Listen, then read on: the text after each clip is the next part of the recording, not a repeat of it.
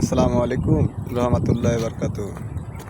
ভাইজান, আমি যে কথা বলার জন্য আর কি লাইভে আসছি, হয়তো আমার বিয়াদবি মাফ করবেন আপনারা, ছোটো বড় মা ভাই বোন আত্মীয় স্বজন যেখান থেকে আমার এই লাইভটা দেখছেন।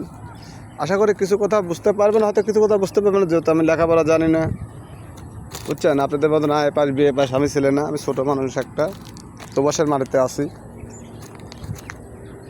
আমাদের দেশের ভিতরে, বাংলাদেশের ভিতরে 7টা দল আছে, 7টা দল আছে, 7জন 7 দল করে, 7জন 7টা দল করে। বাট এই না যে এটা আমার বাপ লাগে, এটা আমার খালু লাগে, ওইটা আমার অমুক লাগে, এটা না।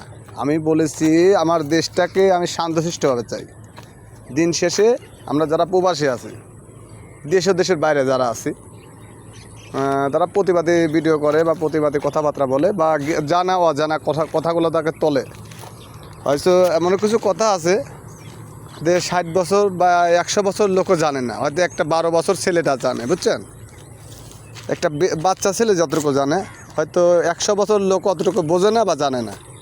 তো যাই হোক, আমার কথায় ভুল ত্রুটি থাকলে তাহলে ক্ষমার দৃষ্টিকে দেখবেন। আমি যে কারণে লাইভে আসছি সে কারণটা বলি। যদি আপনারা বলেন যে ভাই আপনাকে এভাবে চলতে হবে, আশা করি আমি চলার চেষ্টা করব, বুঝছেন। আশা করি চলার চেষ্টা করবো, আপনি যেভাবে চলতে বলবেন আমি চলবো। কিন্তু কিছু জানা অজানা কথাটা যখন আমি লাইভে বসি বা লাইভে কথাবার্তা বলি, আমি বলেছি যে তোমরা যেখান থেকেই তোমরা বিএনপি কর, আমি বিএনপি করি, আরেকজন আওয়ামী লীগ করে, আরেকজন জামাত শিবির করে, আরেকজন যাই হোক যে দল করে করুক, যে দল করে করুক, কিন্তু তার ব্যক্তিগত ব্যাপার।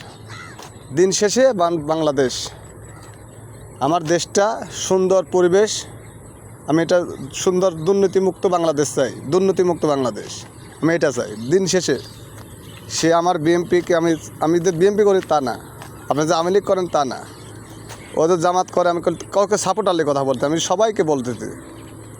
আপনি মাথায় রাখবেন একটা জিনিস, আমি তখন লাইভে বসে হয়তো অনেকেই অনেক মন্তব্য করতেছে যে এই নামের এই আইডিটা এইসব লাইভে বসে এইসব আলোচনা করে, কিন্তু ভাই ওইটা ভুল আপনাদের হবে বা আমার জানায় ভুল আছে বা আমার কয় ভুল আছে, যে কোনো ক্ষেত্রে হয়তো ভুল আছে। এই জন্য আপনারা আমার বলেছেন, সুখসাধন করছেন, অনেক জায়গা থেকে আমার কফিলিং করেন বা অনেক জায়গা থেকে কথাবার্তা বলেন, যে দেখ বেশি কিছু না, আপনাদের কথা আলহামদুলিল্লাহ আমি তো রাখার চেষ্টা করব।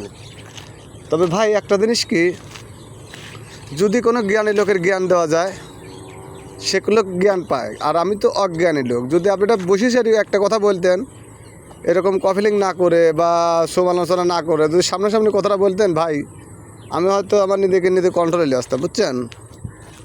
হয়তো আমার নিজের আইডিয়াকে আমি সরাই দিতাম। এই জন্য আমি আপনাদের সামনে না বলতে পারি, আমি নিজে আলাদাভাবে এক জায়গায় বসি, আমি আপনাকে লাইভে বসি কথাটা বলে দিছি। হয়তো আমার বেয়াদবি হলে ক্ষমার দৃষ্টি দেখুন ভাই। এতে আমার বক্তব্য শেষ করতে। আসসালামু আলাইকুম রহমতুল্লাহ বরকাতুহু।